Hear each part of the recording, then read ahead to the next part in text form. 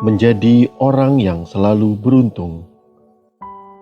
Sebab itu lakukanlah perkataan perjanjian ini dengan setia, supaya kamu beruntung dalam segala yang kamu lakukan. Ulangan 29 ayat 9. Profesor Richard Wiseman dari University of Hertfordshire, Inggris, mencoba meneliti hal-hal yang membedakan antara orang yang beruntung dan orang yang sial. Wiseman merekrut sekelompok orang yang merasa hidupnya selalu beruntung dan sekelompok orang yang merasa hidupnya selalu sial, bermasalah. Setelah melakukan penelitian, maka berdasarkan penelitiannya, Wiseman mengungkapkan 4 faktor yang membedakan antara orang yang beruntung dan orang yang sial, yaitu yang pertama, sikap terhadap peluang.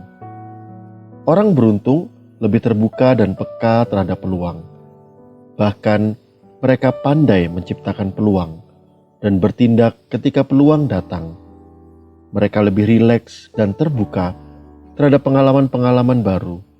Mereka senang berinteraksi dengan orang-orang baru dan menciptakan jaringan sosial baru.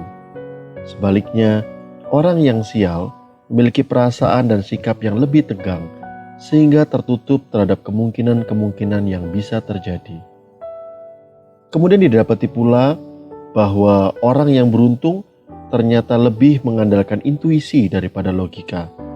Meskipun demikian, mereka tetap mempunyai perhitungan yang jelas dalam bekerja, berpikir sesuai kenyataan yang ada. Namun, bukan berarti segala sesuatunya harus dilihat dan dipahami secara logika. Karena ada kalanya dalam berkarir kita bertemu dengan hal-hal di luar dugaan. Dan yang kita butuhkan bukanlah hal yang masuk akal atau tidak, melainkan suara hati yang tenang dan peka. Berikutnya, orang yang beruntung selalu berharap bahwa kebaikan akan datang. Mereka selalu bersikap positif terhadap kehidupan, percaya kepada segala sesuatu, mengharapkan segala sesuatu. Dengan sikap mental demikian, mereka lebih tahan terhadap ujian kehidupan dan lebih positif dalam berinteraksi dengan orang lain. Sementara itu, orang yang sial atau orang yang merasa kurang beruntung selalu curiga dan berprasangka buruk terhadap orang-orang di sekitarnya. Terakhir, orang yang beruntung selalu bisa mengubah hal buruk menjadi baik. Orang yang beruntung bukanlah orang yang tidak pernah mengalami hal buruk. Mereka adalah orang-orang yang selalu bisa melihat sisi positif, sisi baik dari hal-hal buruk yang dialaminya, bahkan bisa mengubahnya menjadi keberuntungan. Firman Tuhan jelas mengingatkan bahwa Allah berdaulat atas segala sesuatu.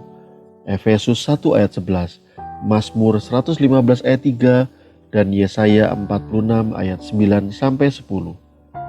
Sehingga tidak ada yang hanya bersifat kebetulan.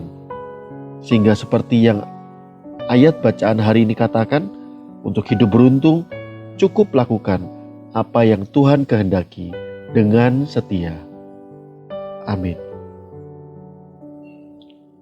Keberuntungan adalah akibat dari kesetiaan melakukan kehendak Tuhan.